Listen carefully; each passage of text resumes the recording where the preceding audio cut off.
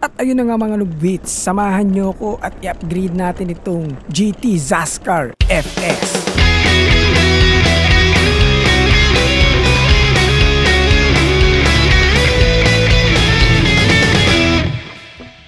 Itong Zaskar FS, originally ang Zaskar ay hardtail. So parang tinaas na nila sa hierarchy yung Zaskar at ginawa na nilang full suspension. Unfortunately, yung GT ay ipopost na ng mother company nila na PON. Yung malaking company na yan ay maraming pagmamay-ari na brands tulad ng GT, Cannondale, Cervelo, Mongoose at Santa Cruz. So, nag-decide sila na i-post muna yung brand. So, hindi natin alam kung kailan babalik yung brand or kung babalik pa. So, magiging rare na itong GT bikes na ito pag nagkataon. So, itong Zaskar FS Sport, ito ang pinaka-basic na version ng Zaskar FS. Meaning, yung mga components na nakalagay nandun sa lower side nung Spectrum. Pero kahit ganyan, sobrang capable na nung bike sa stock form niya. Na-trail naman na namin ito at goods naman yung feels niya sa trails. And super nag-enjoy naman ako. Kung gusto nyo itong bike na ito, you can buy it at RD Cycles website and you can use Forever Bike Noob discount code sa checkout para sa 500 peso off discount. So at least may matitipid ka kahit 500 peso off lang yan. Anyway, itong Zaskar ay gawa sa aluminum. And syempre, ang nature ng aluminum na full suspension kumpara sa mga carbon counterparts, medyo may kabigatan ito. So, naisip ko may mga components ako na pwedeng magpagaan ng konti dito, tulad ng fork. Kaya naisip ko ikabit itong mga ito sa Zaskar FS. I-upgrade ko na rin yung seat post gawa ng ang stock nito ay normal lang na seat post. So, gagawin nating dropper post. So, simulan na natin. Syempre, una, tanggalin ko muna yung isa sa pinakamabigat na component ng bike na ito, yun ay ang fork.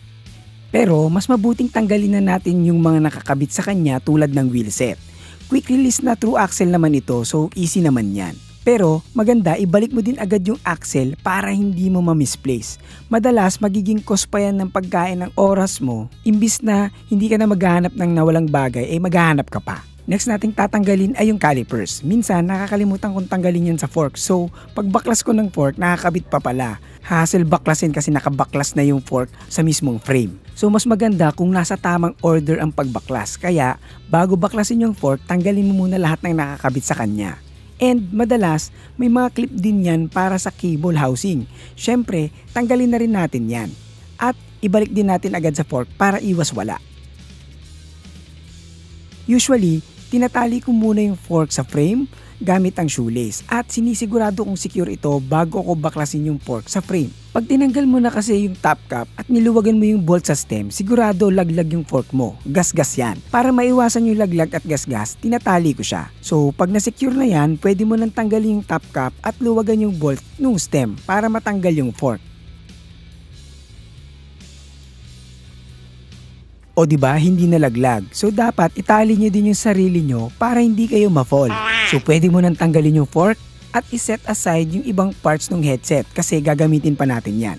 Mabigat nga itong Santour XCR na ito. Sa paghawak pa lang, kung ikukumpara ko ito sa Fox fork, ramdam na ramdam yung weight difference. Magaan talaga itong Fox. Pero maganda kung subukan nating timbangin. So ito yung XCR na may 2 kilos and 675 grams.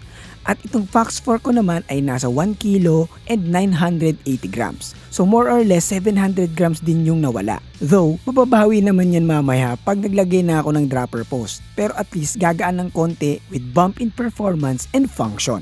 So Fox 34 performance ito na Kashima na Grip 2 version 2021. May video tayo nito, lagay ko dyan sa card or sa description sa baba kung hindi mo pa napapanood. Celebrate small or big wins with your special ones. Come to Brew Brothers Cafe, your destination for celebration. May mga nagtatanong sa akin kung yung mga gold stanchion ba sa ibang brand same nung Kashima. Syempre hindi. Yung mga nasa ibang brands na gold stanchion, normal na gold anodizing lang yon, hindi siya Kashima coat. Yung mga legit na Fox lang ang meron ng genuine Kashima coating. Kaya ubod din ng mahal tong mga ganitong klase ng fork. So nung kinabit ko na, parang ni-reverse lang natin yung process. Same headset pa rin ang ginamit natin. May mga grease pa naman yung mga bearings kaya hindi ko na nilagyan. At hindi na rin ako nagputol ng steer tube kasi same lang yung stock height nung pinanggalingan nitong bike. So hinigpitan ko muna yung stem ng bahagya para ma-hold niya yung fork. Tapos naglagay na lang ako ng spacer sa taas kasi nga ayoko magputol ng steerer tube. Para pag inilipat ko sa ibang bike, magiging goods pa rin. Then yung top cap, lagay na natin.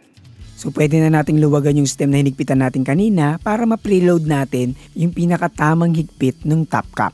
At pag okay na yung preload, pwede na isentro yung fork sa handlebar at higpitan yung stem bolts. Ilagay na natin yung hydraulic hose sa clip ng fork.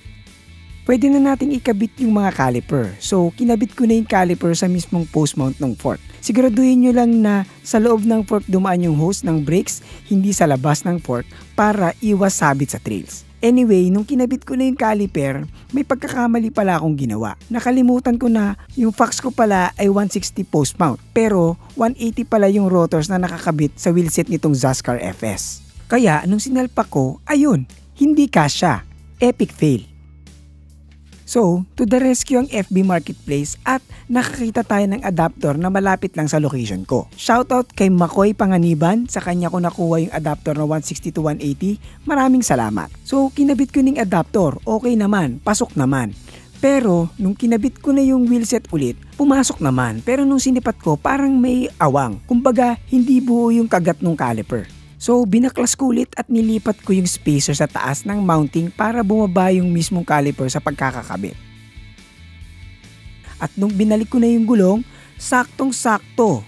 Ang lesson dito ay wala. Charot lang. Ang lesson dito, lagi mong i-check yung mga kinabit mo kasi minsan yung akala nating okay na pala, hindi pa pala at baka mag-cause pa ng aksidente. So okay na tayo sa fork. Ang original plan ko talaga dapat ay magpapalit din ako ng cranks. Kaso for some reason, nahirapan akong tanggalin yung bottom bracket itong Zaskar.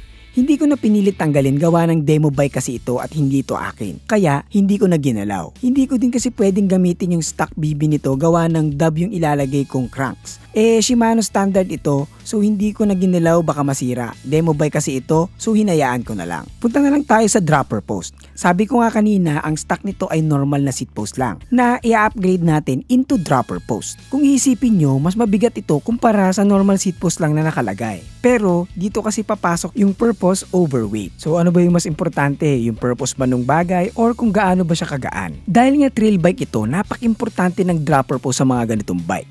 So mas pipiliin ko yung purpose kesa sa gaan ng normal na seat post. So ang ikakabit natin ngayon ay itong Cannondale Down Low. Sa lahat ng dropper post ko, ito ang pinakamagandang dropper post na nagamit ko. Sobrang panalo nito. So kung makakita ako ng link, ilalagay ko dyan sa description. Simulan na natin tanggalin yung saddle sa stock seat post. At nung natanggal ko na, hinipitan ko ulit para hindi kumalas yung ibang parts ng seat post para maiwasan ang pagkawala. So tanggalin na natin yung seat post na ito at ito na yung gagamitin natin. Anyway, bago natin ikabit yung dropper post natin, kailangan natin ilagay yung housing sa loob ng frame, gawa ng internal cabling itong dropper post natin. Pero dahil may tools naman tayo, hindi na ako nahirapang ilagay yung cable housing sa loob. At dahil malaki din naman ang butas ng GT Zaskar na frame, easy na talaga ang paglalagay ng mga cable housing. So nung nilagay ko na yung housing, nilagay ko na rin yung mismong cable sa loob. Siyempre, yung pinaka-levers ng dropper nilagay ko na rin. Ang maganda lang sa levers na ganito, open clamp siya, kaya kahit hindi mo natanggalin yung mga grips, may ilalagay mo siya. At nung nakabit ko na yan, ilalagay na natin yung dropper sa frame. So kinabit ko muna yung pinakadulo ng cable dun sa ilalim ng dropper. At saka in-insert ko yung dropper sa mismong frame. So hinigpitan ko na yung bolts, pero kung maghigpit kayo ng bolts, siguraduhin yung nakasentro na yung saddle mo. Though pwede naman natin yan i-adjust later kasi hindi pa nakakabit yung saddle ko eh. Then kinabit ko na yung other dulo ng cable sa levers. Tapos sinunod ko na yung saddle para maayos ko na yung level at kung gaano kalayo ito. Then tinis ko na yung dropper at okay. Sobrang smooth ng angat at tama ang bilis. Sobrang ganda talaga ng dropper na ito. This video is brought to you by Pretty Petty the Podcast, ang podcast na nagbibigay opinyon na hindi nyo naman hinihingi. Kung gusto mong matawa at matuto, punta ka lang sa description for the Spotify link. So ito na yung magiging stance ng bike natin. Medyo madumi lang sa picture na yan, pero overall nagustuhan ko yung pinaka-itsura niya sa bike. Bumagay din yung kulay black na fork dun sa kulay black gray na frame. So ito yung dropper ko na Cannondale Down Low na may 100mm travel na papasok sa 31.6 na seat tube. Sobrang nagustuhan ko ngayon yung itsura ng bike. Kadalasan pag gusto mo talaga yung itsura ng bike mo, mas lalo mo pang gustong maglaro at mag-ride. Even yung feel niya sa trail, sobrang nagustuhan ko na din kasi iba din yung bump compliance ng Fox kumpara dun sa XCR na fork eh. Pati yung mga small bumps, nararamdaman mo na nadadampen din ng fork yon. Mas sumarap tuloy yung pagiging full sus ng bike na ito. Hindi man tayo expert sa pag-ride sa trails pero mas naging enjoyable yung ride lalo na nung na-upgrade na natin yung bike. Malaking tulong din talaga yung dropper kasi hindi mo na kailangan mag-manually angat baba ng upuan lalo na pag may mga lusong at mga ahon. Medyo napalaban nga yung bagong upgrade natin na bike dun sa last ride namin nung pumunta kami sa Malaysia. Nakatulong din yung konting-konting nabawas na timbang dun sa bike sa pagtutulak namin dun sa ride na ito. Kasi sa totoo lang, mas maraming tulak dyan kesa yung mga nilusong namin. Pero sobrang enjoy pa rin naman. Buti na lang in-upgrade ko muna itong bike na ito bago ko sinabak dyan sa Malaysia loop na ginawa namin ni Papa Jesus dyan. Kasi kung hindi, mas pagod kasi mas mabigat yung bike kung hindi pa siya upgraded. Kita nyo naman yung mga small bumps, kaya pa rin makuha ng fork. Iba din talaga ang small bump compliance nitong Fox eh. Dapat lang no, ang mahal niyan eh. Anyway, tatry kong hanapin yung mga links ng mga items na pinang-upgrade natin, mga tools, ilalagay ko na lang sa description para kung gusto nyong bumili, puntahan nyo na lang dun sa description. Nasa description din pala yung Facebook at Instagram. Follow nyo ako dyan. At kung hindi ka pa nakasubscribe, ano pang inaantay mo? Mag-subscribe ka na para sa mga susunod na videos gaya nito. Ako nga pala si Nat na nagpapaalala ng manatiling bike mo babang buhay para tuloy-tuloy lang ang pasok ng kaalaman. Alam!